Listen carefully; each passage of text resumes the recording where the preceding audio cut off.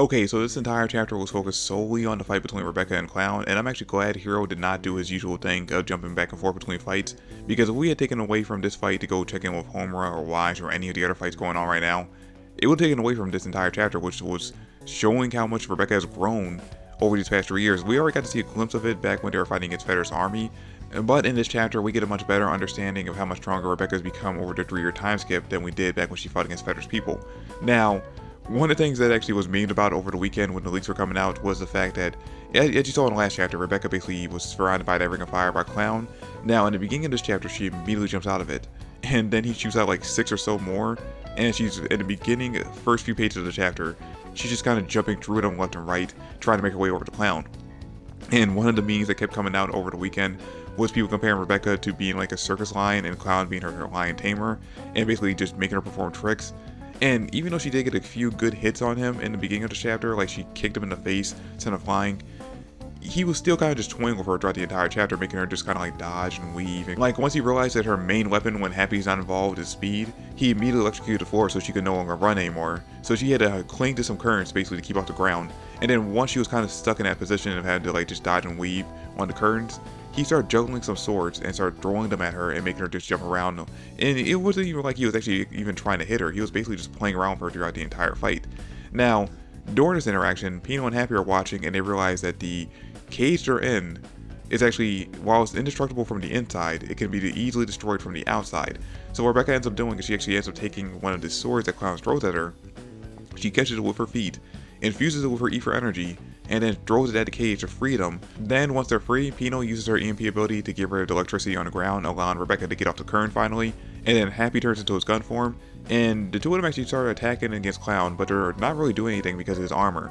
That's when Pino actually analyzes him and realizes that his weak spot is on the back of his neck. So Rebecca, using her speed, actually just manages to get behind him and shoots him in the back of the neck, and it looks like at first she actually took him out. He might be down for the count, but we obviously knew that he wasn't because he hadn't activated his battle dress just yet. But she actually lets her guard down thinking she won the fight, deactivates her overdrive, which is the biggest mistake she's made so far, and then as soon as she deactivates that, he activates his battle dress, taking the fight more seriously now, and uses some kind of like mist to basically teleport Rebecca somewhere else. He calls it like the Nightmare Realm or something like that. Basically says she's going to be having a nightmare. Now, one thing we actually found out from some leaks over the weekend was that this nightmare is going to involve a zombie nurse or something like that in the next chapter. And a lot of people think that's going to have something to do with Sister because of, the torture Sister kind of put her through. But as of right now, I have no idea if they actually seen any leaked images that I haven't seen yet, and that's where they're getting information from, or they're basically just kind of guessing based on the title or the information they're getting about the zombie nurse. But anyway, that's pretty much all we have for this chapter. I'm looking forward to see what happens in the next chapter.